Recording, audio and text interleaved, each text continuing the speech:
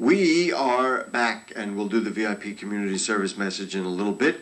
But right now we're joined by an author, Mr. Abraham Rodriguez. Good morning, sir. Hi, good morning. Thank you for joining us. You are the author, and we're going to show this in a moment, of the Buddha book. And we're going to get into exactly what this is about. Let's just find out who you are. You're a Bronx guy, you were just telling me? Yeah, 149th Street, Prospect Avenue. Okay. Born and raised? Born and raised. So should we find out where he went to high school? Where'd you go to school? Well, actually, they sent me to Ben Franklin High School on 116th Street in Pleasant Avenue. It's not a high school anymore. I think it's like some kind of math center Whatever or something. it was, all right. Tell us about your writing. You always wanted to be a writer. This is something that just happened all of a sudden, or this is something you worked on? Tell us. It's taken a while. I started writing when I was really young, mostly due to my father, because he used to be a poet. And so I sort of grew up hearing typewriter, you know, in the background. Of course, now we don't use them, but that's nice. I still use them. You still use a real typewriter? Yeah, you know. Wow. It's a feeling. It's a whole different thing. Yeah, you know. I mean, I'm sort of, I have a foot in the computer age too. I have a computer. You have to use them. But I think for writing, I really like to have a typewriter. How prolific are you? In other words, is this the first, or you know, what other kinds of stuff have you turned out? I was more prolific maybe, you know, 6 years ago or something like that. This book took 9 years to finish. We were all better when we were younger. Ouch.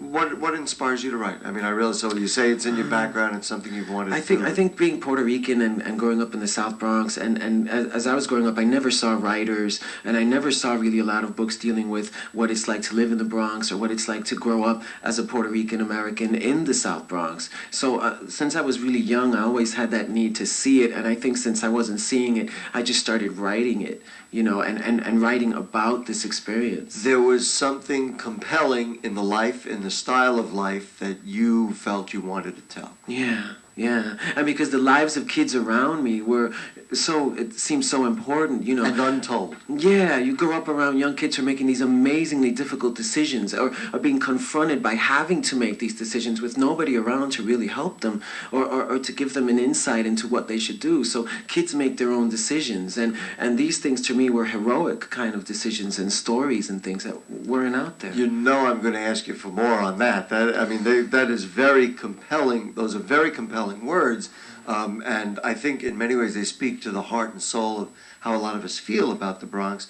What are the kinds of decisions that you witnessed? What is the way of life that you thought needed to be told? Well, for example, you know, especially like say in the early 90s when things were really bad and we had a massive crack war type situation happening in the Bronx, you had a lot of young people who had to make the decision between trying to lead a sort of clean life, whatever that could mean, or getting into a posse, gangs, and drug dealing and things like this, which we know, of course, which are errantly negative things to get into, but which were really the only choices a lot of young people had, and certainly young people that I knew who didn't really have a lot of choices. They couldn't see a lot of choices, or choices had been provided for them. These weren't the little choices, little, quote unquote, like what school you're going to go to or what are you going to have for lunch. Yeah, what dress should I wear today? This is a choice that is a life-forming decision as to standing in the street or hanging out with your friends and whether or not to do drugs or go in that direction, which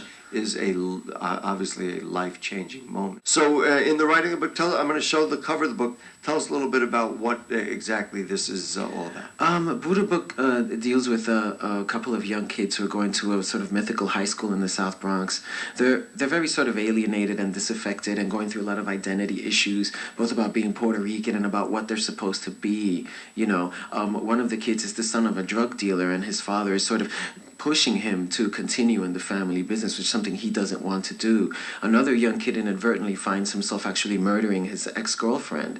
And so they're confronted immediately at the beginning of the book by these two almost insoluble problems.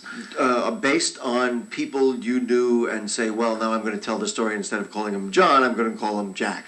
Or is it really like you just said, well, here's a situation, let's extrapolate and imagine and take it. Yeah, Of course, everything you write has a basis in reality, basis in people that you know and experiences that you've had, but there's also a great deal of other stuff. I mean, with this book, unlike my last novel, which is more sort of a linear, straight kind of story about a young kid trying to drop out of the bad business, this story deals also with a lot of Americana. It has a sort of a sense of taking all these elements from Americana as we know it, and sort of pumping them through the South Bronx, and using the South Bronx as a sort of a locale to sort of play with some of these things. Seems to me, I'm just guessing here, and of course if there's any Hollywood producers listening, I'd all be for it.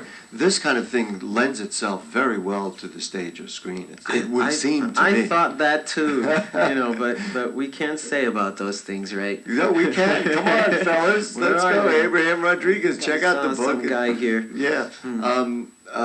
Because it sounds so visual and so theatrical in a way. The way you say it's set in the scene, you've already set the scene for it. You say other novels. How many books have you written? I've done 3 books. This is my 3rd, a short story collection, and the last novel, Spider Town, and this is the second novel. This one you said took 9 years? Yeah. It seems like, did you work on it straight through, like, pretty much like a lot of writers, and every day you sit down and write, or is it one of those, I did a bunch of stuff, I got to get distance and I'll come back to it? It was kind of an obsession. I mean, it's kind of something that wouldn't go away. You sort of wanted it to go away. You wanted to go on to other things. But it seemed to me at this stage that I had to go through this book first. So it was either him or me, basically. Now, the cover of it, I'm going to show it again. Jamie, let's get it up here on the screen.